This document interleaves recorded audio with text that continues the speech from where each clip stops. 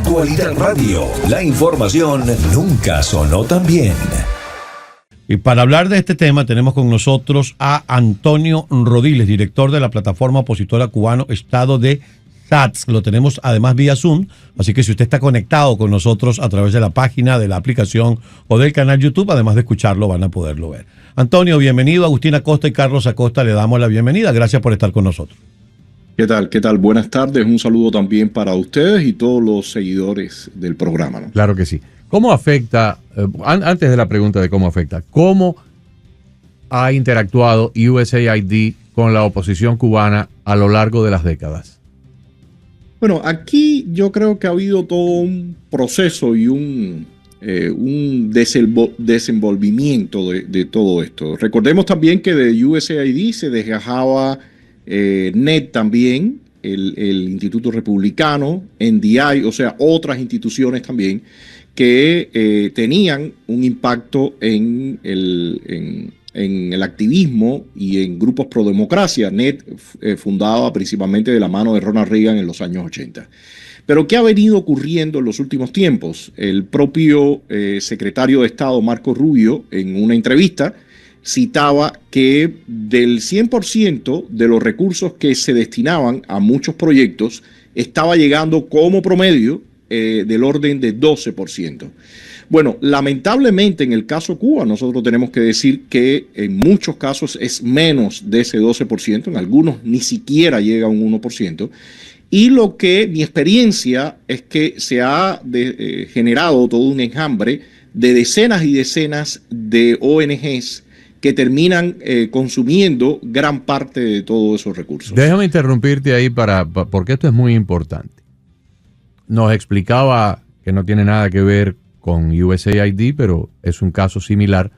Julio Bebione es argentino, y hablando el otro día de lo que ha hecho Milei allá en Argentina, que es parecido a lo que Trump está haciendo acá con la ayuda de Elon Musk, dice que en Argentina los jubilados recibían una cantidad de dinero del gobierno por concepto de la jubilación, pero no se podían inscribir directamente con el gobierno, tenían que inscribirse con intermediarios privados. Y los intermediarios privados eran los que recibían el dinero y luego lo que le llegaba al jubilado era una fracción porque el intermediario se quedaba con la gran parte. Por lo que tú estás explicando, hay algo así. Hay como unas organizaciones intermediarias entre los fondos del gobierno federal y el recipiente último en Cuba o en cualquier país que es el que termina recibiendo el dinero, pero el intermediario se queda con ¿cuánto? ¿El 80, 90, 95%? Sí, digamos que sí, y más incluso. ¿Y esos intermediarios se sabe quiénes son? Sí, por supuesto, se saben quiénes son. Pero esto no es exclusivo de Cuba y es por eso importante señalarlo. En el año 2016, el Departamento de Estado a mí me invitó a un evento donde fui a distintos países. Arrancamos en Ginebra, terminamos en Washington, donde habían varios activistas, algunos africanos, de Turquía, de varias partes. Y ya en ese momento yo veía esta situación y empecé a preguntarles a ellos que me explicaran un poco cuál era la dinámica en sus países y resultó ser la misma. O sea, estamos hablando de que estos intermediarios terminan y el problema no es que ni siquiera es un intermediario. Hay veces uno tiene un caso de represión, de violación, de prisión y de momento para un solo prisionero existen 10 y 15 organizaciones o ONG que están reportando lo mismo. La familia de ese preso y ese preso están viviendo una situación de penuria con realmente muy pocos recursos para sobrevivir. Sin embargo, todas esas ONGs sí tienen montadas sus oficinas, reciben salario, viajan a Ginebra o a otras partes para, según esto, hacer esas denuncias y llega un momento que realmente se hace tremendamente inefectivo todo ese mecanismo. Y eso es lo que hemos estado viviendo en los últimos tiempos, incluso también en el tema de la prensa. Y por supuesto, esto no quiere decir que no deben existir esta ayuda y alguna estructuración porque es necesaria, pero lo que no puede ser es que se repitan en el trabajo y que al final el destinatario que debe recibir la mayoría de los recursos termina recibiendo en algunos casos, como le digo, menos hasta del 1%. Es decir, es que me sorprende porque la práctica en alguna oportunidad la he escuchado en otras voces, el tema de las ONG que piden un grants, como lo llaman, o una asignación, y se queda mucha plata en el camino, en el funcionamiento mismo de la ONG, en la oficina, en el viaje, en el hotel, en la asistencia a un congreso internacional por los derechos humanos, etcétera, etcétera, y que al beneficiario final le llega muy poco. Pero que varias organizaciones detrás de una misma causa, detrás de un mismo preso, es decir, varias personas pudieran tener, y lo voy a decir con todos sus nombres, es un negocio para varias organizaciones la prisión de una sola persona. Exactamente, de momento usted tiene que 10 organizaciones presentan informes sobre los presos políticos. Pero es que no necesitamos que 10 organizaciones presenten esos informes, solo puede presentar una sola organización y realmente se le puede dar toda la distribución, buscar todo el impacto, pero es que de esta otra forma lo que tenemos es precisamente eso, 10 organizaciones consumiendo recursos y fondos y la propia familia y el preso viviendo una condición de penuria. O sea, esa es la realidad que hemos tenido, lamentablemente.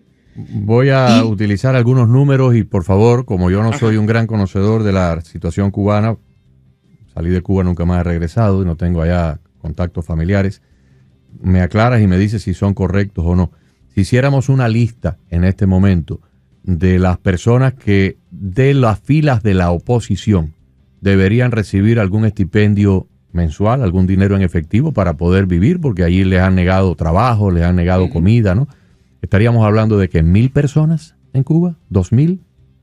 En este momento no creo que lleguemos a esa cifra. No llegamos a esa cifra. En otro momento sí. Pero en este momento, sí. No, en este momento para nada. La mayoría de los opositores han sido presionados, forzados, acosados por la seguridad del Estado y han tenido que salir. Realmente ahora podríamos hablar de algo casi simbólico en lo que ha terminado el tema de la oposición. Tomemos 500 personas. Si a esas 500 personas se le dan $500 mensuales, que creo que en Cuba, aquí $500 no alcanza ni para comprar 3 desayunos. Es más, un efficiency aquí vale $1,500 hoy día. Pero $500 en Cuba a una persona le representa bastante. ¿Me equivoco? Sí, sería excelente si pudieran recibir esa ayuda. $500 estaríamos hablando de 500 personas. A $500 estaríamos hablando de $250,000 mensuales. O sea que con $3 millones al año pondríamos a toda la oposición cubana a comer y a vivir una vida más o menos adecuada en Cuba. Con unos $3 millones. Pero el problema es que estas agencias han dedicado muchos millones, mucho más que los 3 millones que acabo de calcular. Y yo quisiera saber dónde se meten.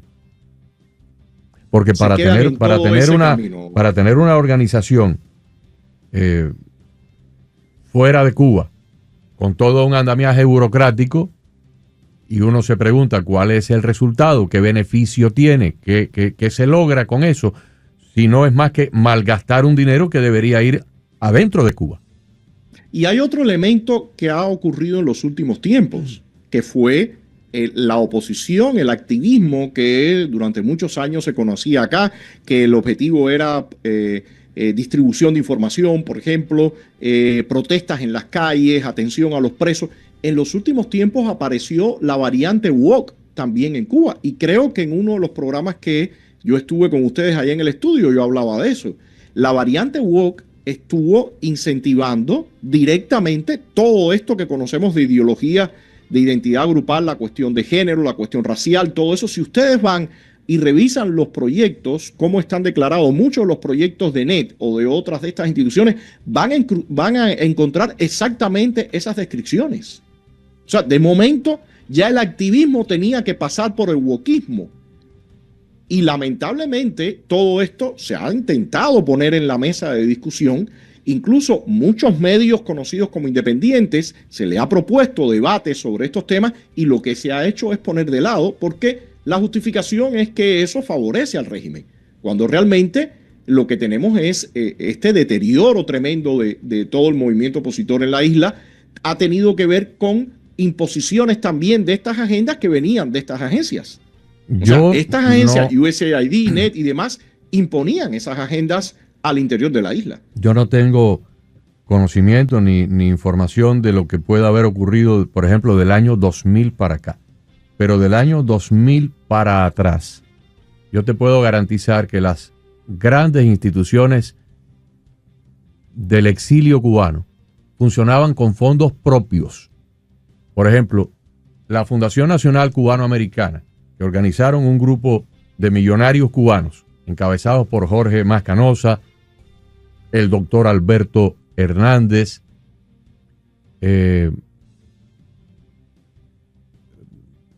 Pepe Hernández, José Pepe Hernández, toda esa gente eran personas que ponían de su dinero. Había un señor que tenía una enorme compañía de producción de pollos, otro señor tenía carnicerías, el otro era dueño de un hospital, Mascanosa tenía sus compañías de comunicaciones y todos ponían un dinero substancial de su bolsillo y se creaba un fondo de millones de dólares para entonces hacer el cabildeo en Washington con los presidentes como Vicente Fox o Carlos Menem o José María Aznar, ir a Ginebra a denunciar. La Junta Patriótica Cubana hacía maratones, los hacía con Armando Pérez Roura en la radio.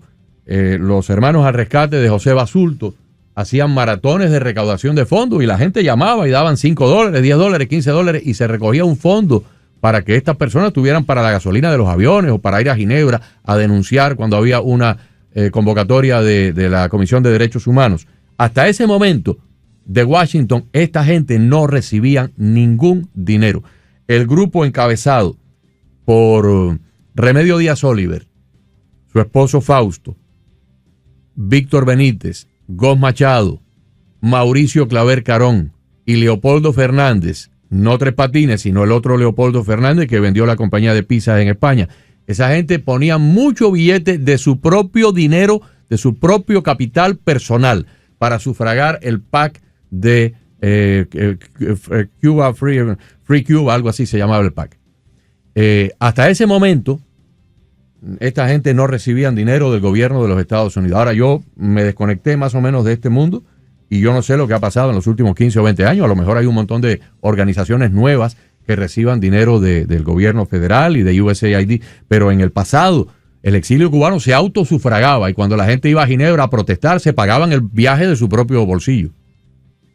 Mira, Agustín, hay una cosa acá fundamental que resulta evidente. El régimen chino, Rusia también, el régimen de Irán y demás, están permanentemente en un pulseo contra los Estados Unidos para ganar espacio geopolítico, espacio político, de todo, económico y demás. O sea, es evidente que Estados Unidos como nación no debe dejar a un lado su liderazgo y desentenderse de estas cuestiones de índole global y apoyo a otros países y a movimientos a nivel global. Pero el punto es que cuando se pasa de, digamos, la visión esa al estilo de doctrina Reagan y se cae en todo este andamiaje burocrático que termina en una sinergia con grupos de izquierda a nivel global y al final a ellos le conviene y a los de acá le conviene y se forma en una derretidera de esos recursos, bueno, las cosas van muy mal. Y eso es lo que yo creo que en gran medida ha pasado. Yo ayer mismo estaba viendo la presentación que hizo Elon Musk en la oficina Oval con Trump y ellos decían, hay cosas aquí evidentes y triviales que no pueden funcionar así. Entonces me parece que en el caso cubano hay elementos que obligan a que exista una reevaluación de mucho, una discusión seria. Por supuesto, algunas cosas pueden ser privadas, otras no, pero sobre todo esto que mencionabas tú ahora, la importancia que tiene el capital privado y los fondos de grupos privados o individuos, porque eso implica eficiencia. La gente no vota su dinero, usualmente nadie quiere votar su dinero, o sus recursos, o su capital político. Entonces me parece que en este momento las condiciones son magníficas para que exista un relanzamiento de lo que queremos hacer para acabar con esa pesadilla que ya lleva 66 años. Antonio, muchas gracias por tu tiempo. Muchas gracias por Seguiremos estar con nosotros, observando esto a medida que se vaya desarrollando.